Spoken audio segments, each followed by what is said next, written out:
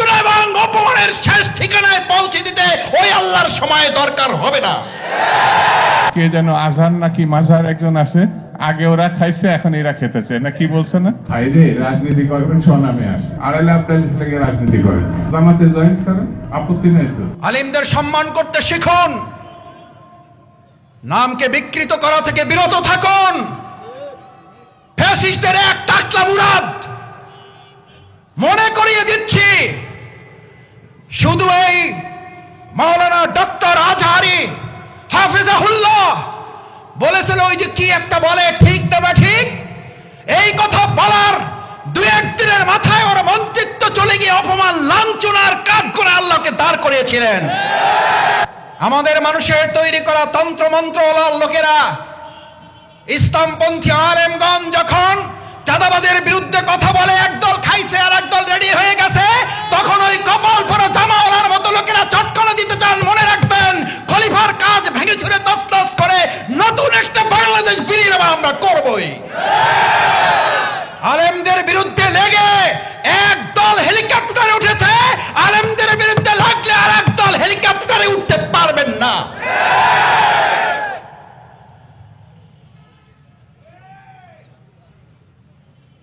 আল্লাহ তাআলা আলেমদেরও দেখেন, জালিমদেরও দেখেন। আল্লাহ তাআলা আলিমদের সাহায্য করেন আর জালিমদেরকে শায়েস্তা করেন। সুতরাং আলেমদের বিরুদ্ধে অবস্থান নিয়ে কেউ জালিমের কাতারে যাওয়ার চেষ্টা করবেন না, পরিণতি কারো ভালো হবে না। সে যদি শফিকুল ইসলাম মাসুদ হয়, শফিকুল ইসলাম মাসুদের পরিণতি তার চেয়ে ভয়াবহ হবে। কারণ আলিমেরা কথা বলে জনগণের কল্যাণের জন্য, ইসলামের জন্য।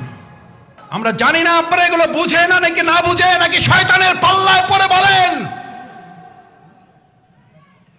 মাওলানা ডক্টর আজহারি এই বাংলাদেশে কোন দলের সম্পদ নয়, শুধু মুসলিম উম্মার সম্পদ নয়, উনি গোটা পৃথিবীর মানব জাতির সম্পদ।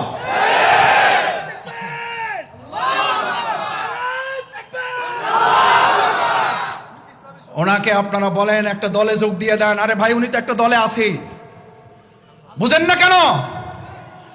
উনি তো একটা দলের কথাই বলেছে, সেই দলের নাম হচ্ছে ইসলাম। ইসলামের কথা বললে যদি কারো গায়ে আগুন জ্বলে, তাহলে বুঝতে হবে ওটা মুসলিম নামের কলঙ্ক, ইসলামের দুশমন। ইসলামের শত্রুরা হুঁশিয়ার সাবধান। ভাইয়েরা, ইল্লাল্লাযীনা আমানু রাত করতে চায় না, অদর্শ হয়ে গেছেন।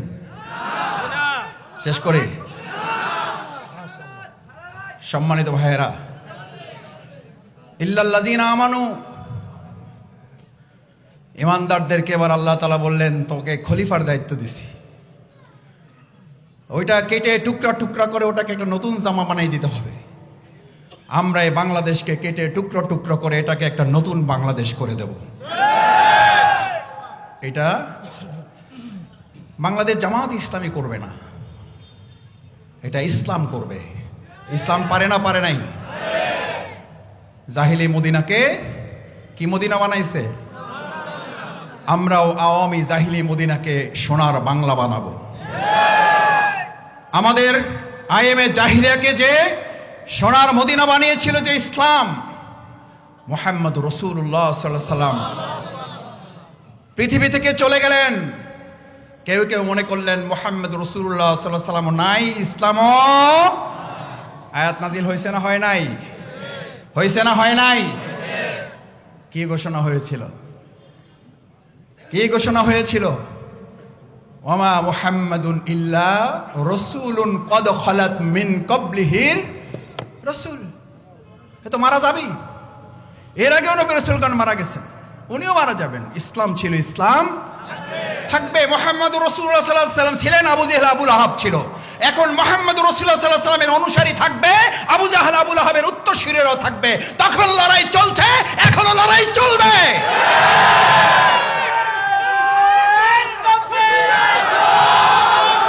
ও ভাইয়েরা, ও ভাইয়েরা, শফিকুল ইসলাম মাসুদদেরকে এখন ফতোয়া দেওয়া হয়, রাসূল সাল্লাল্লাহু আলাইহি সাল্লাম বলেছেন, ফিতনার জমানাটা এরকম, আলেমদের অন্তর থেকে ইলম তুলে নেওয়া হবে না, আলেমদেরকে উঠিয়ে নেওয়া হবে কিয়ামতের আগে। তখন লোকেরা ইত্তাখাযান নাস, মানুষেরা গ্রহণ করবে ইলমবিহীন লোকদেরকে, নেতা হিসেবে মানবে মূর্খদেরকে, এবং শুধু মূর্খদেরকে নেতা হিসেবে গ্রহণ করবে তাই বলা হয় নাই। রাসূল সাল্লাল্লাহু আলাইহি সাল্লাম বললেন, কোনো জ্ঞান নাই, তারাও এখন ফতোয়া দিয়ে দিবে।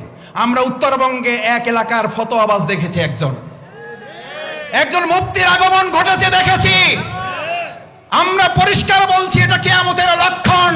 আপনি যখন ইসলামের ফতোয়া দেন, ইসলামের কোন জ্ঞানের ধারে কাছে না থেকে, তখন জাতিকে ফাদাল্লু আদাল্লু, তারা নিজেরা বিভ্রান্ত, জাতিকে তারা বিভ্রান্ত করে। রাসূলের বাণী,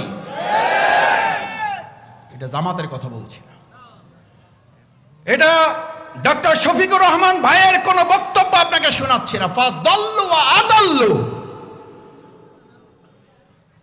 মুসলিম শরীফের হাদিস। ওরা নিজেরা মূর্খ, ওরা নিজেরা বিভ্রান্ত, এবং গোটা জাতিকে তারা কি করতে চাইবে? করতেছে না? রাসূল সাল্লাল্লাহু আলাইহি ওয়াসাল্লাম হাদিস তো ঠিক হওয়ারই কথাই নিশ্চয়ই। ফাদাল্লু ওয়া আদাল্লু, ওরা নিজেরা বিভ্রান্ত, ওরা জাতিকে বিভ্রান্ত করবে। আলহামদুলিল্লাহ, আলেমরা সেখানে পথ দেখাচ্ছেন। আর আলেমদের বিরোধিতা করা মানেই হচ্ছে প্রকৃতপক্ষে তারা ইসলামকে বিরোধিতা করছে। ভাইয়েরা, এবার খলিফাদেরকে নির্দেশ দেওয়া হলো, তোমার দায়িত্ব হচ্ছে এই, বিসমিল্লাহির রহমানির রহিম, ومن لم يحكم بما أنزل الله فأولئك هم الفاسقون فأولئك هم الجاهلون فأولئك هم المنافقون فأولئك هم الكافرون। আল্লাহু আকবার। এই সব বর্ণনা দিছি আরবি রাওয়ায়াত থেকে। কোত্থেকে জোরে? কোথাকার কথা? কার কথা?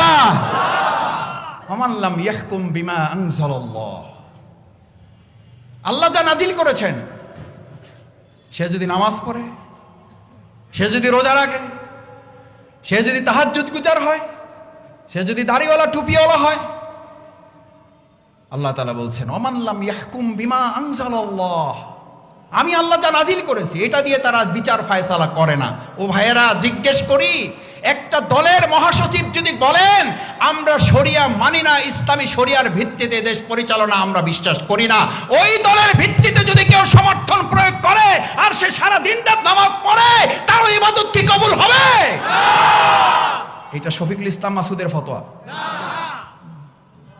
এটা আপনাদের এলাকার মসজিদের ইমামের ফতোয়া। এই ফতোয়া দিচ্ছেন কে? আল্লাহ। কি বলেন? জামাত ইসলামী আপনাদের সাথে কারোর সাথে চ্যালেঞ্জে যেতে চায় না। আপনিও যদি কালকে বলেন আমরা ইসলামের ভিত্তিতে দেশ পরিচালনা করব এবং শান্তি প্রতিষ্ঠা করব, জনগণের কল্যাণ, তাদের অধিকার নিশ্চিত করব, আমি শফিকুল ইসলাম মাসুদ ঘোষণা দিচ্ছি আমি প্রথম আপনার দলের কর্মী হয়ে যাব। আপনি নেতাই থাকবেন। জামাত ইসলামী পদ পদবী নেতৃত্ব, প্রধানমন্ত্রী, এমপি আর দেশ চালাবার রাষ্ট্রপতি হওয়ার জন্য রাজনীতি করে না বলেই আমাদের নেতৃবৃন্দের নামে মিথ্যা অপবাদ দিয়ে তাদেরকে ফাঁসির মঞ্চে নেওয়া হয়েছে। হাসতে হাসতে ফাঁসির মঞ্চে গিয়ে এই কথা ঘোষণা করেছেন আমাদের রক্ত এক সময় বাংলাদেশ ইসলাম প্রতিষ্ঠার জন্য সহায়ক হবে। তারা পদ পদবী চাইলে মাওলানা দেলোয়ার হোসেন রাহিমাহুল্লাহ, মাওলানা দেলোয়ার হোসেন সাইদি রাহিমাহুল্লাহ, তাকে ফাঁসির মঞ্চে নেওয়ার জন্য সব আয়োজন তারা করেছিলেন। আল্লাহ ফয়সালা দিয়েছেন তোদের হাতে তাকে ফাঁসি দেওয়াবো না।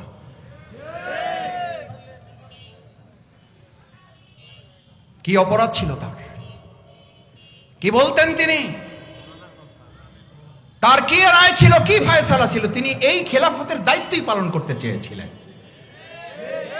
যে আমি কোনো আইন মানি না, আমি শুধু আল্লাহর আইনের ভিত্তিতে সমাজ রাষ্ট্রটা আমি পরিচালনা করতে। এই অপরাধে আমাদের নেতৃবৃন্দকে ফাঁসি দিয়েছেন। আমরা দুনিয়ার কোন শক্তির কাছে মাথা নত করি নাই। যেই জামাত ইসলামী দুনিয়ার কোন শক্তির কাছে মাথা নত করে নাই, বাংলাদেশের 18 কোটি জনগণ সেই বাংলাদেশের হাতেই এই বাংলাদেশকে নিরাপদ মনে করতে শুরু করেছে।